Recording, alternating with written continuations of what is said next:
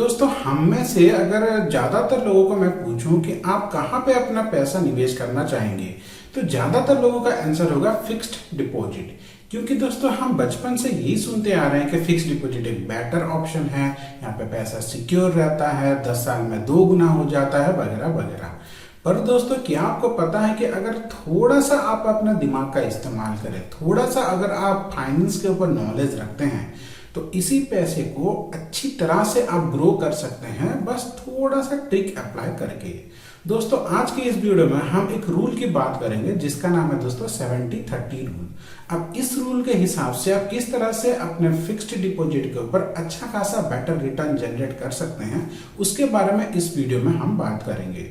तो दोस्तों, आज के डेट में फिक्स्ड डिपॉजिट पे दोस्तों जो इंटरेस्ट रेट चल रहा है वो लगभग 7% के आसपास चल रहा है, अगर आप अच्छे बैंक की बात करें तो दोस्तों, यानी कि यहाँ पे अगर हम ये एज्यूम करते हैं कि ये जो फिक्स्ड डिपॉजिट पे 7% का इंटरेस्ट रेट चल रहा है, ये आने वाले 10 साल तक मान लीजिए फिक्स है, ना ये बढ़ रहा है या फिर घट रहा है। पर ऐसा होगा नहीं दोस्तों, आने वाले 10 साल में जो फिक्स्ड डिपॉजिट का इंटरेस्ट है ये थोड़ा सा बढ़ सकता है या फिर घट भी सकता है। पर अभी के इंटरेस्ट के हिसाब से हम ये एज्यूम करते हैं कि फिक्स्ड डिपॉजिट पे आपको 7% यानी कि 7% का ब्याज मिल रहा है। उस हिसाब से अगर हम कैलकुलेट करें तो अगर आप 1 लाख रुपए बैंक में डिपॉजिट करते हैं तो 7% ब्याज के हिसाब से उसको 2 गुना होने में लगभग 10-11 साल लग जाएंगे। इसको चलिए हम एक बार स्क्रीन पे देखते हैं ताकि आपको अच्छे से समझ में आ सके। तो दोस्तों, जैसे कि आप देख सकते हैं, हम आ गए हैं अपने स्क्रीन पे। यहाँ पे दोस्तों हम एग्जाम्पल लेंगे 1 लाख का फिक्स्ड डिपॉजिट का। तो सबसे पहले दोस्तों हम यहाँ पे 1 लाख रुपए डाल देंगे। अब क्योंकि बैंक में अभी के लिए 7% का इंटरेस्ट चल रहा है, तो मान लीजिए आप 1 लाख रुपए यहाँ पे बैंक पे इन्वेस्ट करते हैं फिक्स्ड डिपॉजिट में, और आपको मिल रहा है 7% का ब्याज। अब इसको 10 साल के लिए रखते हैं, तो दोस्तों 10 साल के बाद आपका 1 लाख रुपए लगभग 2 लाख के आसपास हो जाएगा। एग्जैक्ट अमाउंट की बात करें तो 1,96,750, रफली 2 लाख मान के चलते हैं, यानी कि आपके 1 लाख को 2 लाख होने में 10 साल लग रहा है। पर दोस्तों, इसी पैसे को अगर आप एक अच्छे प्लान की तरह इन्वेस्टमेंट करें, यानी कि 70% आप यहाँ पे फिक्स्ड डिपॉजिट में डालना है, 30% एक ऐसे म्यूचुअल फंड में डालना है जिसके आपको 15% के आसपास रिटर्न मिल रहा होगा। ऐसे बहुत सारे म्यूचुअल फंड है दोस्तों।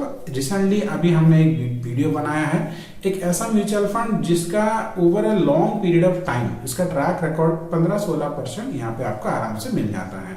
उसका लिंक मैं यहाँ पे ऊपर आई बटन और नीचे डिस्क्रिप्शन में भी दे दूंगा, आप चाहें तो उस वीडियो को देख सकते हैं और उस म्यूचुअल फंड के बारे में जान सकते हैं। तो दोस्तों, अगर आप इस 1 लाख रुपए को 2 पार्ट पे डिवाइड कर देंगे, पहला पार्ट होता है दोस्तों इसका फिक्स्ड डिपॉजिट, यानी कि जो भी आप फिक्स्ड डिपॉजिट का प्लान कर रहे हैं उसका 70% फिक्स्ड डिपॉजिट में डालना है और 30% म्यूचुअल फंड में डालना है।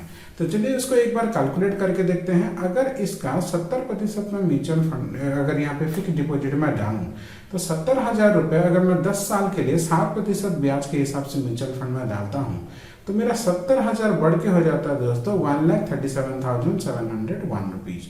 तो एक बार हम इसको कैलकुलेटर पे कैलकुलेट कर देते हैं दोस्तों। रफली इसका वैल्यू मैं लिख देता हूं दोस्तों। मैंने 70,000 रुपए डाला था जो कि 10 साल के बाद 1,37,000 हो गया दोस्तों, ये हमारा वैल्यू है।